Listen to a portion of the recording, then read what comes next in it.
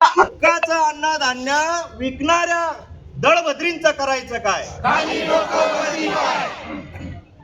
हे आंदोलन केलेलं आहे आज तहसील कार्यालयात, काय मागण्या आहेत तुमच्या? सर्वप्रथम रेशन आमच्या हक्काचं आहे, ते कुणाच्या बापाचं नाही. आज आपण तहसील कार्यालयावर ठिय्या मांडलेला आहे, त्याचं एकमेव कारण असं की माझ्या जळगाव तालुक्यातील गोरगरीब जनता नवीन रेशन कार्ड मिळवण्यासाठी, त्याचप्रमाणे 12 अंकी नंबर मिळवण्यासाठी, आणि जर रेशन कार्ड असेल ऑनलाईन झालं असेल तर त्यांना वेळेवर धान्य मिळत नाही, आणि जर वेळेवर धान्य मिळत असेल तर ते निकृष्ट दर्जाचं धान्य असतं. मला आपल्या माध्यमातून सांगायचंय, राष्ट्रीय अन्न सुरक्षा कायदा 2013 नुसार, त्याचप्रमाणे जीवनावश्यक वस्तू कायदा 1955 नुसार जर कोणताही रेशन दुकानदार किंवा स्वस्त दुकानदार जर निकृष्ट दर्जाचं धान्य देत असेल किंवा वेळेवर देत नसेल किंवा उद्धटपणाने गरिबांशी वागणूक करत असेल तर तो संविधानिक मार्गाने तो गुन्हेगार ठरतो. हे कलम सांगतात 2013 आणि 1955. त्याचप्रमाणे आमचा या जळगाव ग्रामीण मधील जी विधवा महिला असेल, जो दिव्यांग बांधव असेल, जो भूमिहीन असेल, जो गरीब व्यक्ती असेल, रेशन कार्डासाठी ते 100हून चक्रा मारतात. पण काही दळभद्री लाचखोर अधिकारी इथे या तहसील कार्यालयामध्ये उपस्थित आहे. मला त्यांना सांगायचंय, आमच्याकडे व्हिडिओ आहे, यांनी एक रेशन कार्ड बनवण्यासाठी 1500 ते 5000 रुपयापर्यंत मागणी केलेली आहे. भ्रष्टाचार प्रतिबंधक कायदा 1988 नुसार हे गुन्हा ठरतो. आणि आमच्याकडे व्हिडिओ चित्रण आहे. आज आम्ही ते तहसीलदार मॅडमांना दाखवणार होतो की आपले अधिकारी 1500 रुपयापासून तर 5000 रुपयापर्यंत लाच मागतात. आणि यांना लाजा वाटायला पाहिजे.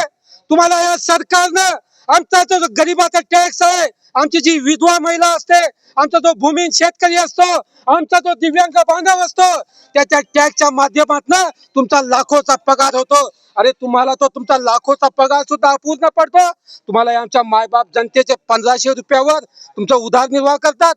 हे सर्व आम्हाला तहसीलदार मॅडमांना सांगायचं होतं, पण आज तहसीलदार मॅडम इथे उपस्थित नाही आहे. पण आमच्या ज्या काही मागण्या आहेत, जे नवीन रेशन कार्ड असेल ते तात्काळ सुरू व्हायला पाहिजे. आणि ज्यांच्याकडे रेशन कार्ड आहे त्यांना 12 अंकी नंबर लगेच मिळायला पाहिजे. आणि ज्यांच्याकडे या दोघी गोष्टी असतील त्यांना सन्मानाने त्यांचं धान्य मिळायला पाहिजे, तेही चांगल्या प्रतीचं. आणि या तहसील कार्यालयामध्ये जो भ्रष्टाचार आणि जे दलाल माजलेले आहेत त्यांना तात्काळ तुम्ही थांबवलं पाहिजे. जर हे तुम्ही तात्काळ नाही थांबवलं तर येणाऱ्या काळामध्ये शिवसेना उद्धव बाळासाहेब ठाकरे पक्षाच्या वतीनं तीव्र आंदोलन छेडलं जाईल, असं मला आपल्या माध्यमातून सांगायचं आहे. जय महाराष्ट्र. ठिकाणी तुम्ही ठिय्या आंदोलन केलेलं आहे, काय नेमक्या मागण्या आहेत तुमच्या?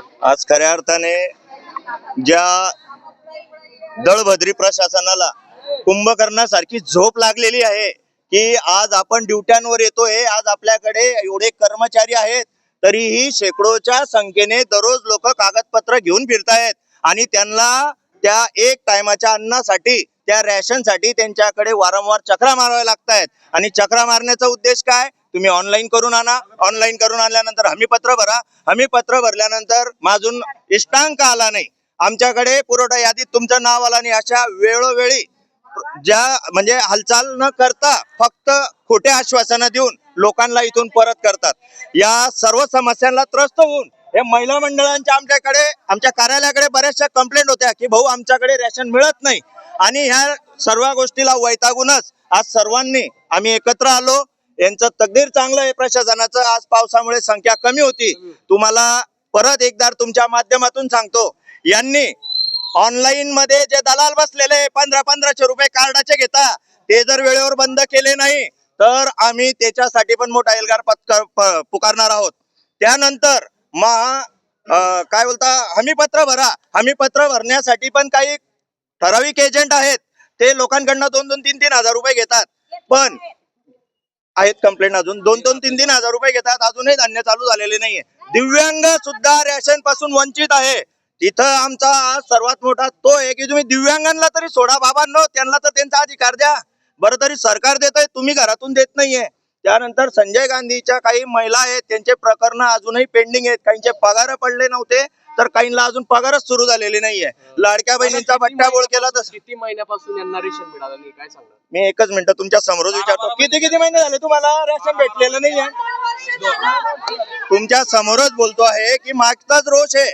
तुम्हाला पत्रकार बंधूंनाही धन्यवाद देतो की काही गोष्टी तुम्ही सुद्धा या मंत्र्यांपर्यंत पोहोचवा, प्रशासनापर्यंत पोहोचवा. 2-2 वर्ष झाले या लोकांना धान्य नाहीये. अहो आम्ही स्वतः इथं कार्यकर्ते असून, आम्ही प्रतिनिधी असून इथं आम्ही 5-5 चक्रा मारतो. आमच्या सारख्यांना हे जुमानत नाही, त्या गरीब लोकांना काय जुमानतील? मागणी काय तुमची? आमची मागणी आहे, आमच्या 5 प्रमुख मागण्या आहे. तहसीलदार मॅडम नसतील तर नायब तहसीलदार कोणतरी आमचं निवेदन घेणार.